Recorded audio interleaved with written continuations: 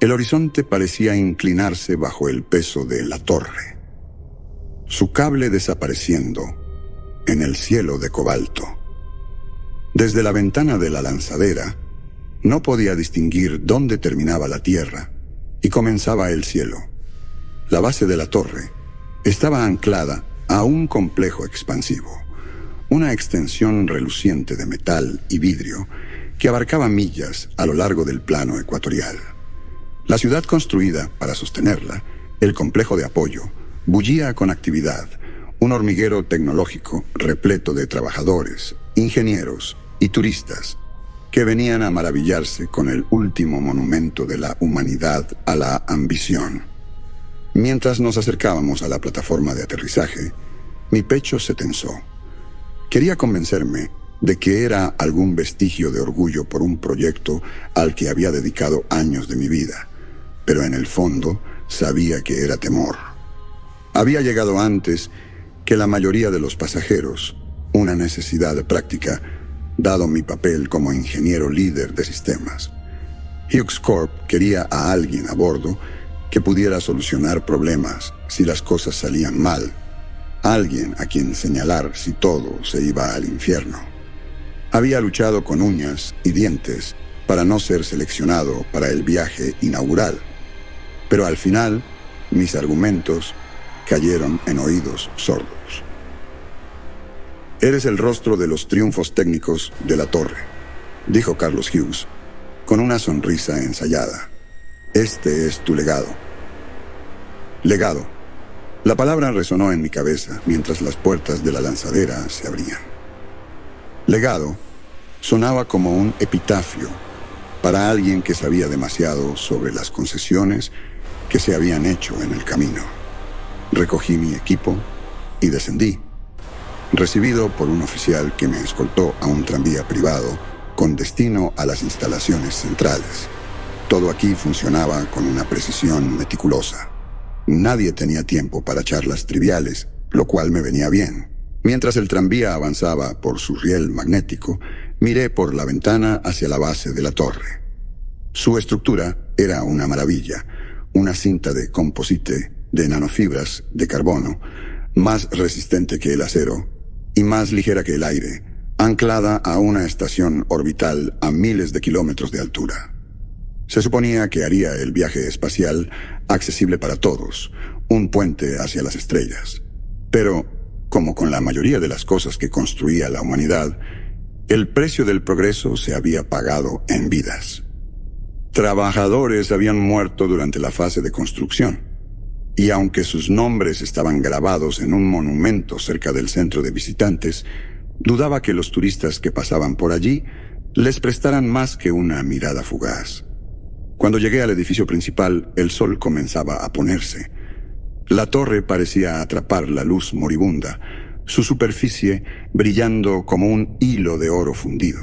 Dentro del complejo reinaba un caos controlado, el mismo que había aprendido a tolerar a lo largo de los años.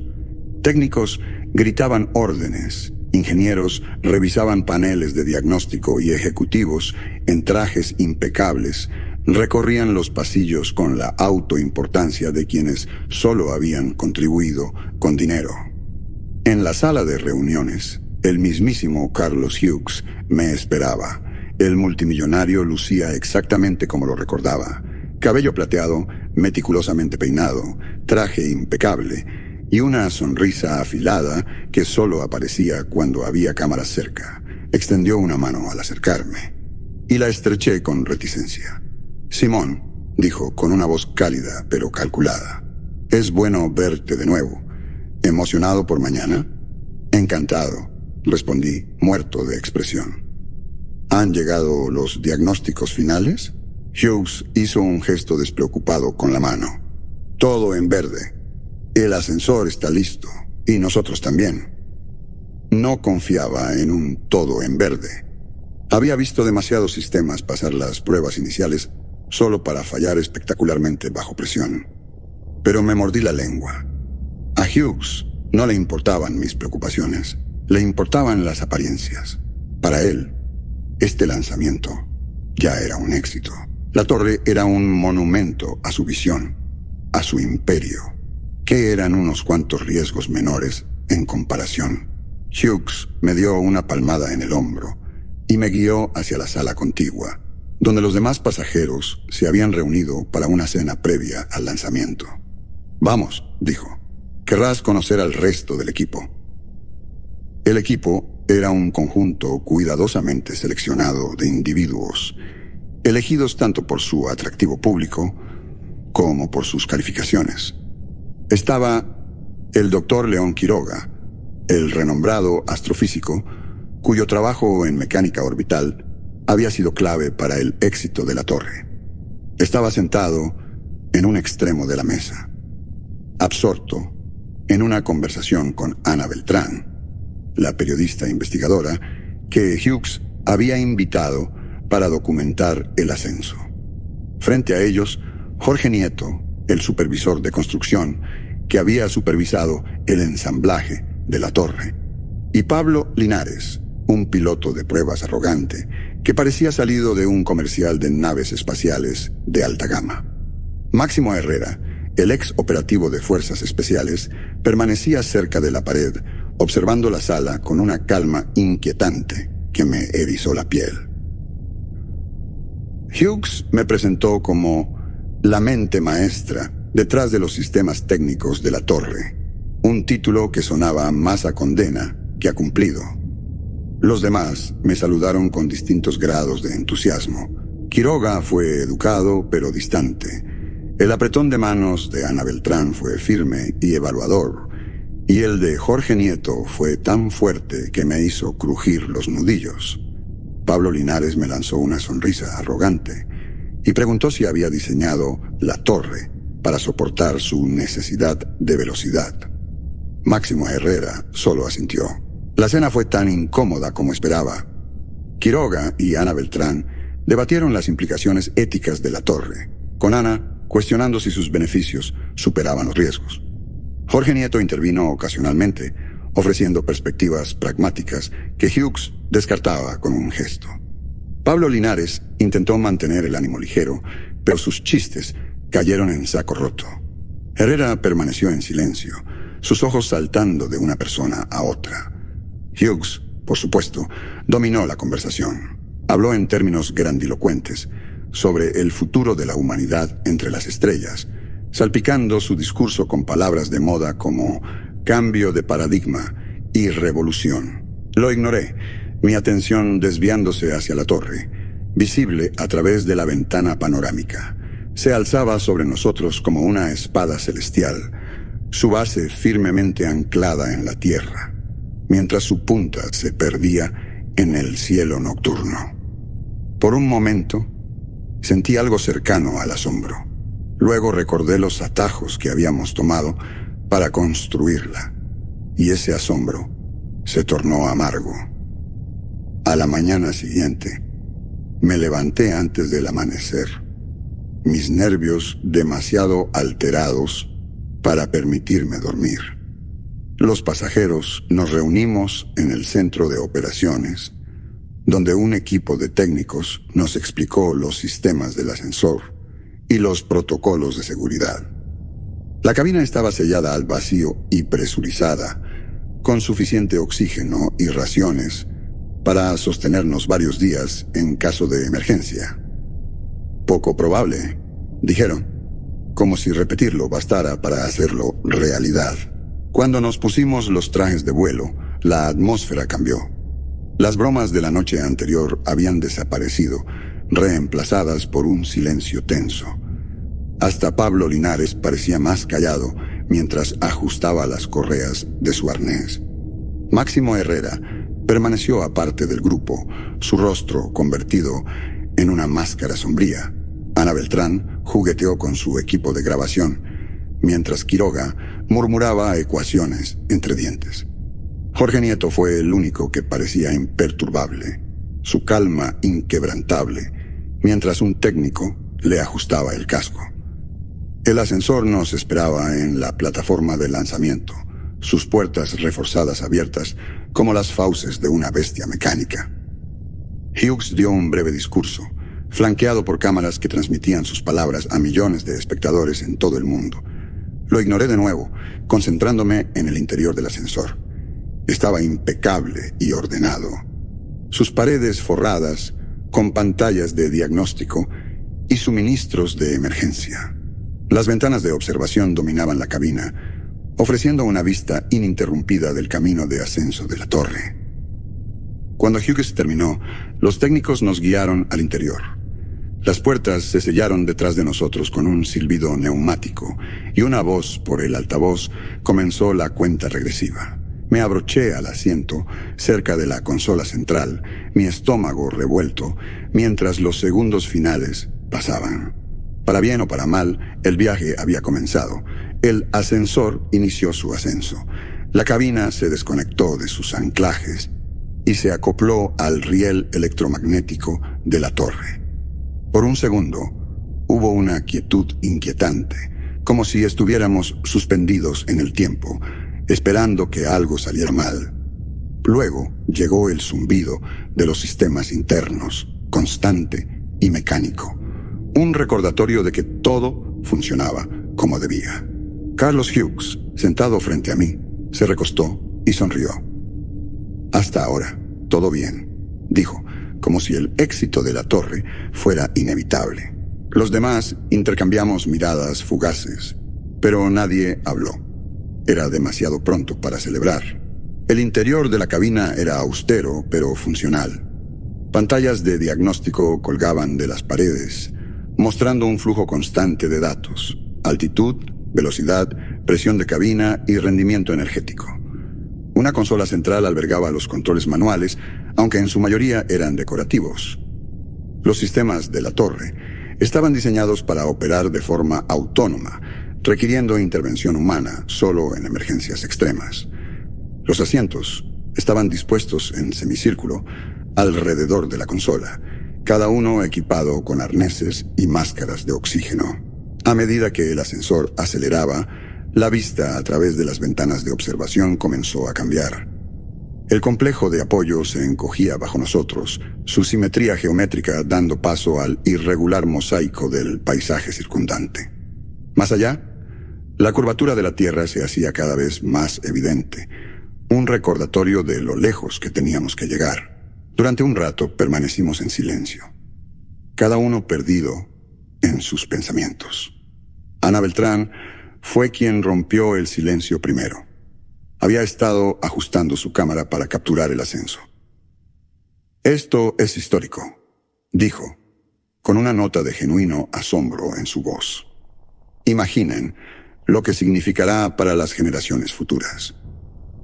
«Suponiendo que funcione», masculló Jorge Nieto. Su tono era áspero, pero no hostil. Pablo Linares, sentado junto a Jorge, sonrió con arrogancia. «Relájate, viejo. Si esta cosa puede soportarme, puede soportar cualquier cosa». «Esto no es uno de tus jets experimentales», replicó Jorge. «Si chocas en uno de esos, te eyectas. Si chocamos aquí, todos terminamos hechos pedazos». «Basta», intervino Máximo Herrera con voz calmada pero firme. La tensión entre Pablo y Jorge se disipó, reemplazada por una calma incómoda. La presencia de Máximo tenía ese efecto, un recordatorio silencioso de las consecuencias de perder el control. Me concentré en las pantallas de diagnóstico, marcando un ritmo nervioso con los dedos sobre el brazo del asiento. Todo parecía estable. Salida de energía constante, presión de cabina nominal, alineación magnética dentro de los parámetros aceptables. Sin embargo, no podía sacudirme la sensación de que estábamos tentando al destino. La torre era una maravilla de ingeniería, pero también era un sistema sin pruebas previas. Y los sistemas sin pruebas tenían la costumbre de revelar sus fallas en los peores momentos posibles. «¿Cómo va todo, 10?» preguntó el doctor León Quiroga. Su voz transmitía curiosidad, aunque su expresión permanecía impasible. Hasta ahora, bien, respondí. Esperemos que siga así. Quiroga asintió, desviando su mirada hacia la ventana de observación. La alineación magnética se mantiene, comentó, casi para sí mismo. Es notable. Hubiera esperado más desviación a esta altitud. La primera etapa del viaje nos llevó a través de la troposfera terrestre. El ascenso fue constante, con los sistemas de la cabina compensando los cambios de presión y temperatura externos. El cielo pasó de un azul pálido a un tono más intenso y oscuro. Para cuando alcanzamos la estratosfera, las nubes se habían adelgazado, permitiendo una vista más clara del horizonte. Su belleza era indescriptible, una ilustración de la naturaleza delicada y grandiosa del mundo que estábamos a punto de dejar atrás. Carlos Hughes aprovechó el momento para dar otro discurso. Se levantó de su asiento, con las manos entrelazadas a la espalda, y se dirigió al grupo con el carisma ensayado de un hombre acostumbrado a mandar. Damas y caballeros, comenzó. Lo que estamos experimentando ahora es más que un logro tecnológico. Es un punto de inflexión para la humanidad. Hizo una pausa, mirándonos uno por uno, como si evaluara nuestras reacciones. Durante siglos, soñamos con alcanzar las estrellas. Hoy no solo soñamos, estamos construyendo el puente. El discurso fue predecible, lleno de declaraciones grandilocuentes sobre progreso y legado. Dejé de prestar atención después de las primeras frases, concentrándome nuevamente en los diagnósticos. Pero no todos fueron tan indiferentes. Ana grabó todo el discurso, su cámara enfocada en Hughes. Pablo se reclinó en su asiento con una sonrisa burlona, mientras que la expresión de Jorge era difícil de leer, aunque no parecía particularmente impresionado. Cuando Hughes terminó, recibió unos aplausos corteses antes de regresar a su asiento, satisfecho consigo mismo. Revisé las pantallas de diagnóstico otra vez, casi esperando que apareciera alguna nueva anomalía, pero todo seguía estable. La cabina entró en una rutina mientras ascendíamos.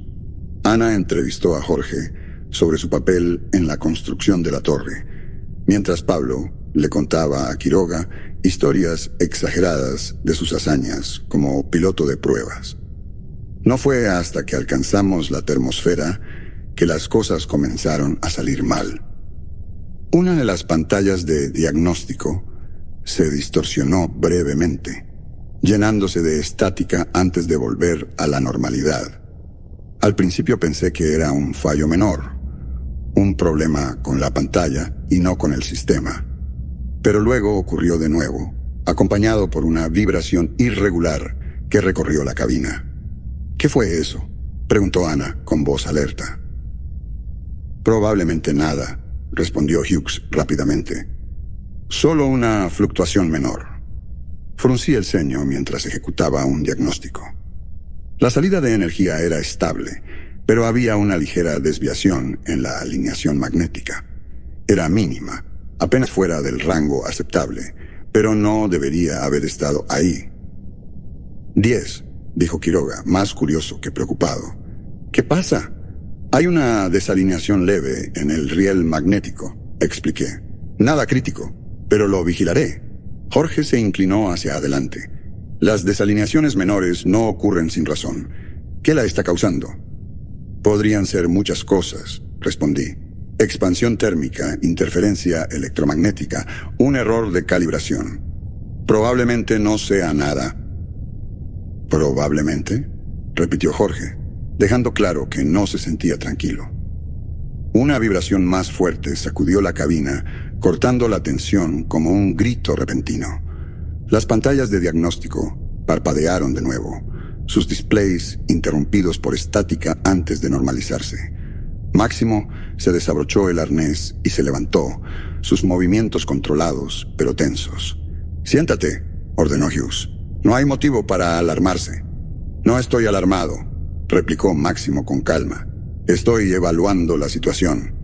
La cabina se sacudió violentamente. Las luces se apagaron, sumergiéndonos en la oscuridad por un momento antes de que los sistemas de emergencia se activaran. Las alarmas sonaron desde la consola y las pantallas se iluminaron con advertencias en rojo.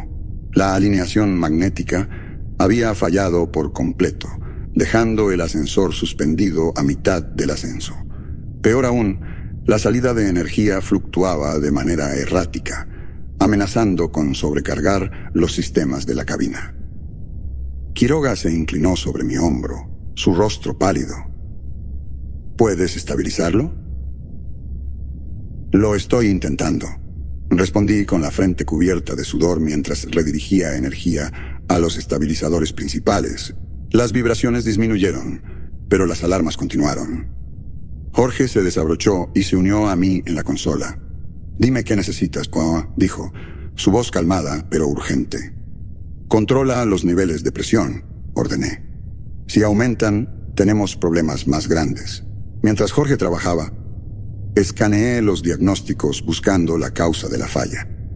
Los datos eran un caos, una mezcla de lecturas contradictorias que no tenían sentido.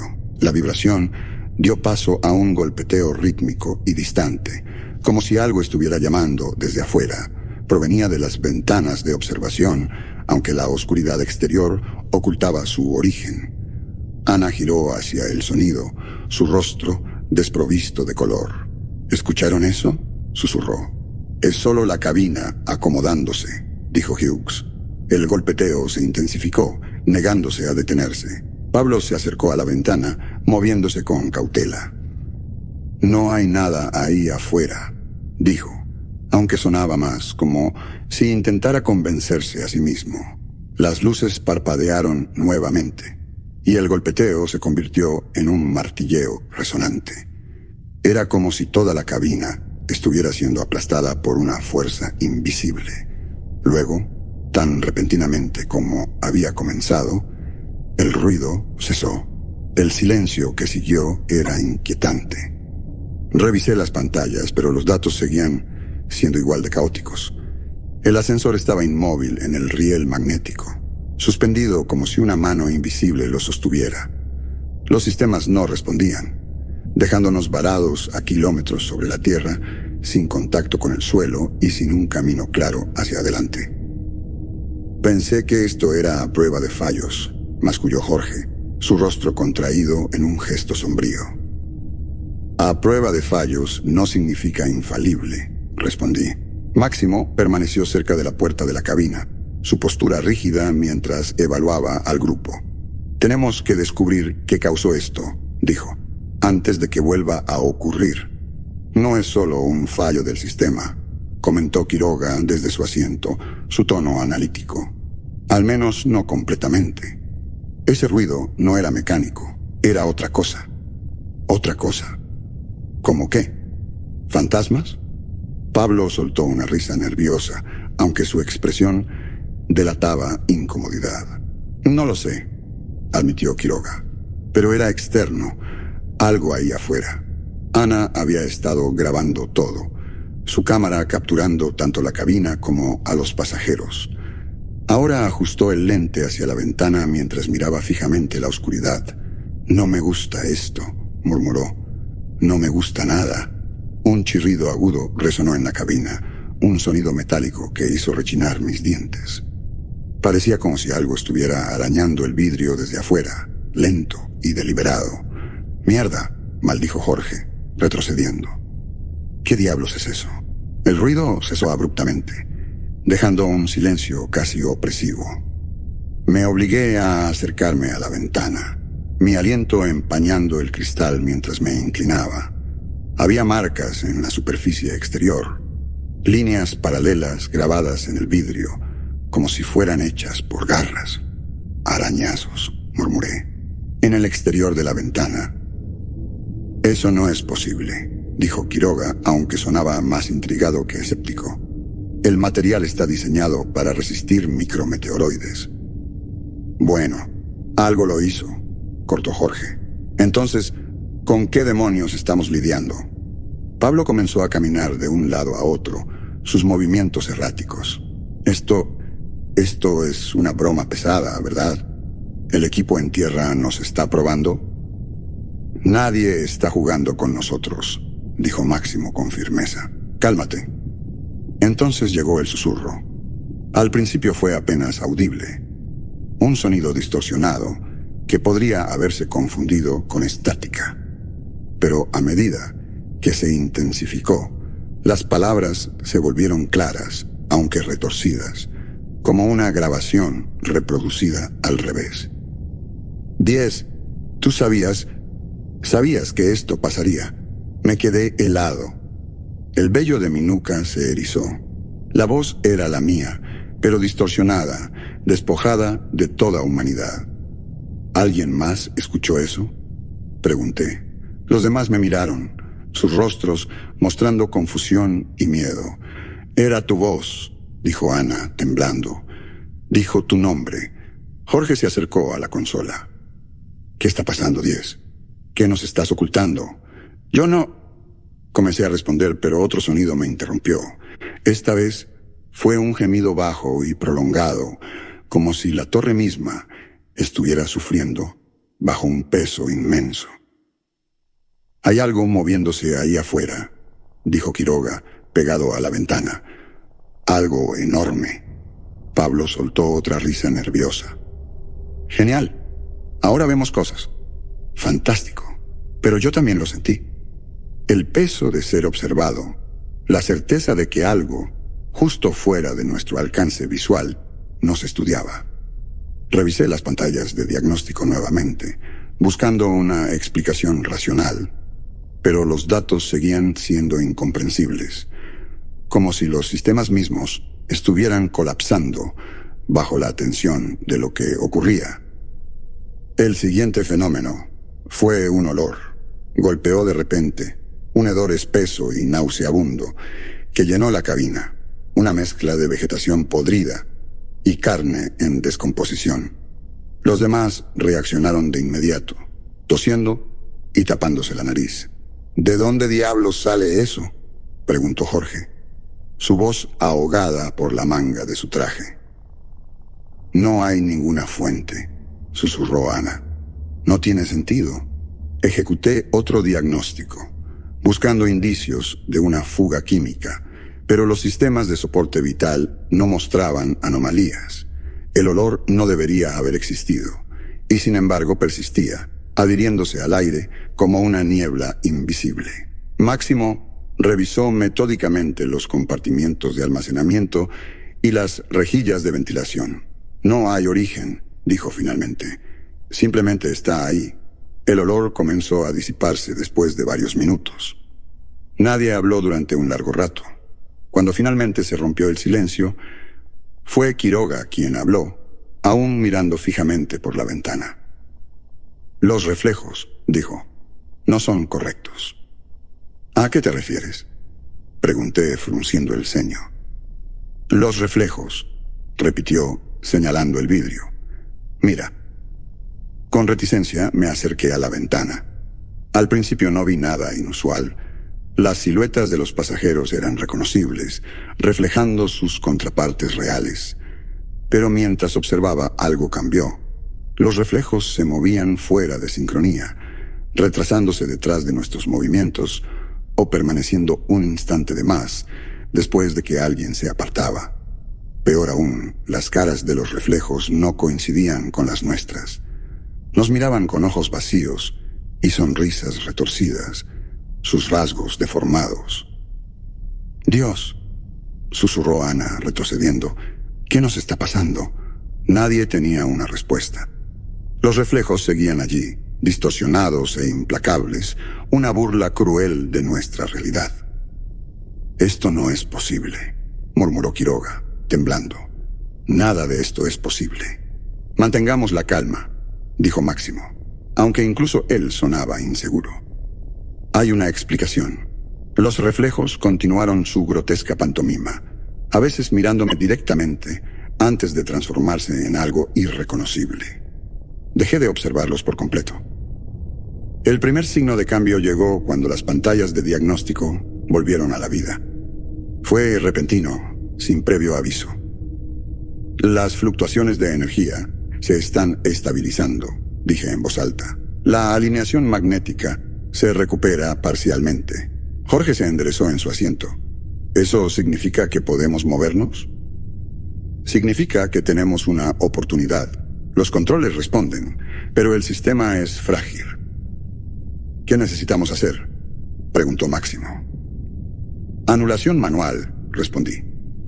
Hay que ignorar los sistemas automáticos y reiniciar los protocolos de descenso. Quiroga, que había permanecido en silencio la mayor parte de la crisis, habló. Ayudaré. Dime por dónde empezar. Los demás guardaron un silencio tenso mientras dirigía a Quiroga y Jorge en la consola. Máximo vigilaba cerca de las ventanas, alerta. Ana permaneció sentada, su cámara abandonada en el suelo. Ya casi está, murmuré mientras la secuencia final de anulación se cargaba en la pantalla. Entonces llegó el chillido. Un sonido agudo y ensordecedor llenó la cabina, amplificado 10 veces más que el arañazo anterior. Me tapé los oídos, apretando los dientes, mientras el ruido se volvía insoportable. Luego, tan abruptamente como había comenzado, cesó. Las luces se estabilizaron, tenues pero funcionales. Miré a los demás. Parecían tan afectados como yo.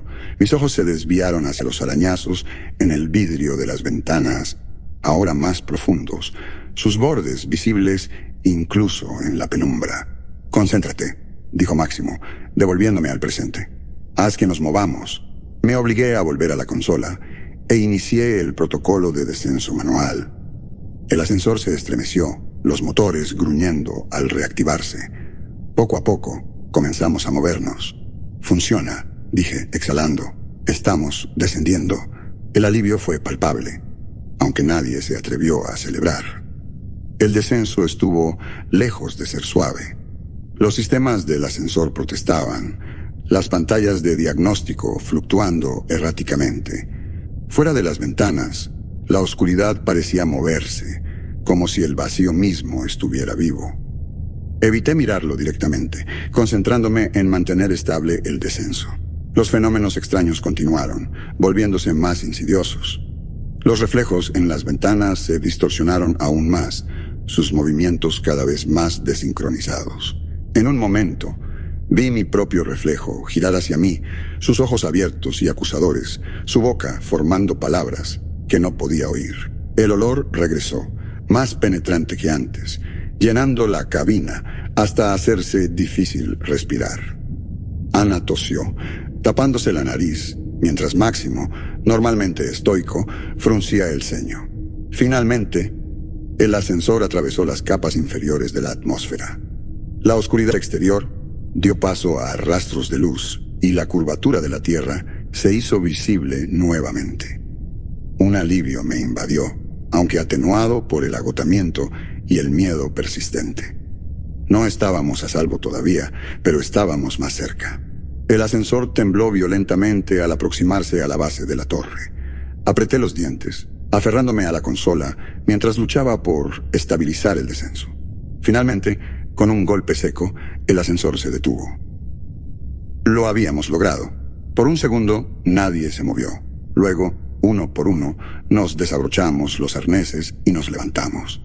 Los reflejos en las ventanas habían dejado de moverse, pero los arañazos permanecían, testigos silenciosos de nuestro calvario.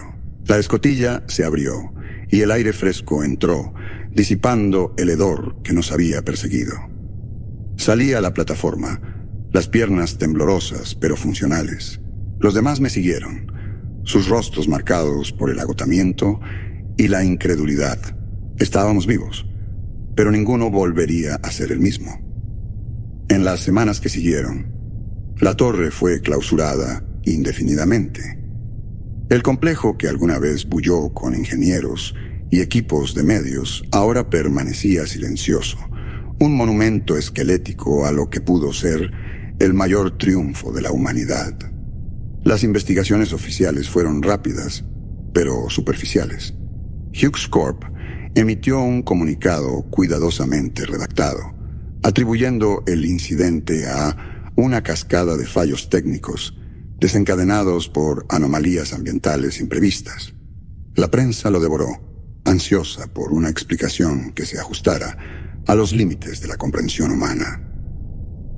Carlos Hughes, en persona, se presentó en la rueda de prensa, su rostro una máscara de solemnidad. Fue una experiencia trágica, pero invaluable, declaró con voz autoritaria.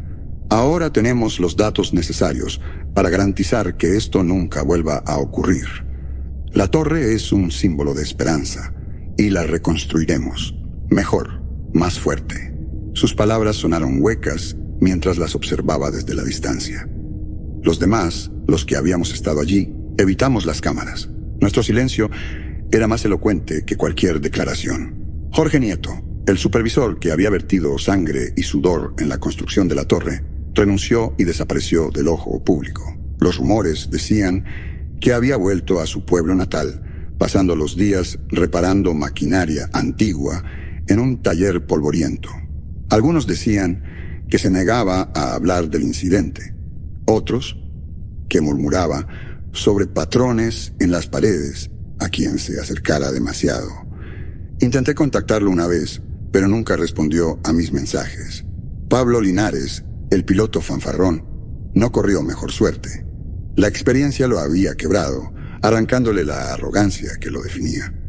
Desapareció por completo, aunque los tabloides ocasionalmente publicaban fotos de él en bares de mala muerte, bebiendo solo. Lo último que supe era que vivía en un parque de trailers cerca de una pista aérea, dando clases de vuelo a niños que no sabían ni les importaba su pasado. El doctor León Quiroga, siempre excéntrico, se hundió en una obsesión. Publicó docenas de artículos tratando de explicar lo que vivimos, teorías que oscilaban entre lo brillante y lo delirante. La comunidad académica empezó a distanciarse de él, mencionando su nombre con una mezcla de respeto y lástima. Sus últimos correos para mí eran casi incomprensibles, llenos de diagramas crípticos y referencias a cosas bajo el horizonte cuántico. Dejé de responderle, aunque parte de mí lo lamentaba. Máximo Herrera fue quien mejor mantuvo las apariencias. Volvió al trabajo en seguridad privada, aunque más selectivo con sus asignaciones. Lo crucé una vez en un café del centro. Me saludó con un gesto de cabeza, pero no se detuvo a hablar. Sus ojos, siempre analíticos, ahora tenían un dejo de pesadilla que antes no estaba ahí. Ana Beltrán tomó un sabático del periodismo. Cuando nos vimos semanas después, era otra persona. Su seguridad reemplazada por un tic nervioso, como si constantemente esperara que algo la siguiera. Hablaba de los susurros, los reflejos, el hedor que insistía en perseguirla, incluso fuera de la torre. En cuanto a Carlos Hughes, salió públicamente indemne, su imagen cuidadosamente pulida por su equipo de relaciones públicas. Pero entre sus cercanos corrían rumores, que ya no dormía, que había mandado quitar todas las superficies reflectantes de su penthouse. Algunos decían que había instalado luces que mantenían cada rincón de su casa iluminado día y noche. Cuando lo vi en televisión, dando otro discurso sobre la resiliencia humana, sus ojos parecían vacíos, como si miraran un abismo que solo él veía. Yo dejé Hughes Corp y la ingeniería para siempre. No podía volver a diseñar, no después de lo ocurrido. Ahora enseño en una escuela técnica local, lejos del mundo de alto riesgo de la innovación. Pero la torre persiste en mi mente, una sombra que nunca se va. Puede que esté inactiva, sus sistemas apagados, pero en las noches más oscuras siento que me llama, jalándome con la misma fuerza invisible que casi nos destruye. Y me pregunto si está esperando a alguien lo suficientemente valiente o estúpido como para intentarlo de nuevo.